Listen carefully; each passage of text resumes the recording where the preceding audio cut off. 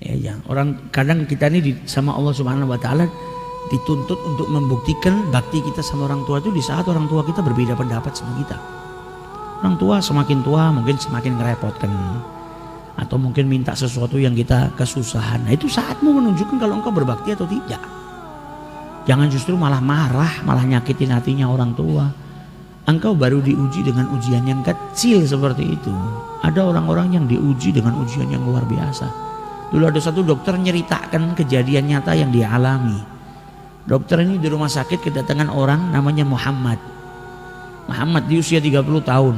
Dia bawa wanita tua, wanita tadi dipeluk sama dia. Dan wanita itu berontak terus. Mau buka jilbabnya, teriak-teriak, berontak kepingin lari. Dibawa ke rumah sakit, kata dokter perempuan tadi, ini siapa? Ini ibu saya. Lah kenapa kok sampai seperti ini? Ya ibu saya memang dari kecil lahir dalam keadaan kekurangan di akalnya. Kalau zaman sekarang kita nganggapnya orang sakit jiwa lah, ada kekurangan. Lu bagaimana ceritanya kok bisa punya anak? Sakit jiwa kok punya anak? Iya, memang ibu saya ini dinikahkan sama ayah saya, sama satu orang supaya punya anak saya yang bisa ngasuh ini, ngerawat. Dan mulai dari usia 10 tahun saya sudah ngerawat ibu saya. Saya yang bersihin kotoran, saya masakkan ibu saya ngasih makan. Kalau mau tidur saya ikat kaki saya dengan kakinya ibu saya takut ibu saya lari dari saya. Saya takut keluar dari rumah nanti susah nyarinya, makanya dia mau tidur diikat. Jadi anak yang soleh yang luar biasa. Kita nggak dikasih sama Allah ujian seperti itu. Kita nggak dikasih ujian kita masih kecil. Ini anak diuji sama Allah punya ibunya dalam keadaan sakit jiwa. Mungkin kalau anak zaman sekarang sudah malu ngakuin ibunya. Mungkin ibunya dipergikan ke rumah sakit jiwa sudah supaya anaknya tenang. Ini enggak, sampai usia 30 tahun dia masih merawat ibunya. Lah kenapa dibawa ke sini? Ya ibu saya punya diabetes sama punya darah tinggi, ini saya kumat, saya bawa ke sini ke rumah sakit. Dan dipegangin ibunya ngelepas jilbabnya, nyanyi semua. Anaknya sabar luar biasa. Maka kata dokter tadi, kenapa tidak kau letakkan di rumah sakit jiwa? Ibumu kenal nggak sama kau? Nggak tahu. Sampai detik ini ibu saya nggak tahu kalau saya ini anaknya. Lah kalau gitu ngapain kau asuh? Kau letakkan rumah sakit jiwa dan kau bisa membina karirmu. Tapi yang menciptakan ibu saya tahu kalau saya anaknya. Allah ini nggak pernah lupa.